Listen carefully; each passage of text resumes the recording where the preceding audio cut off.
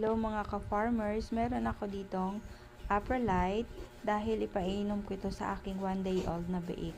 Napansin ko kasi kanina na sumisirit yung kanyang puwet ng kulay dilaw siya na malambot yung pupo niya.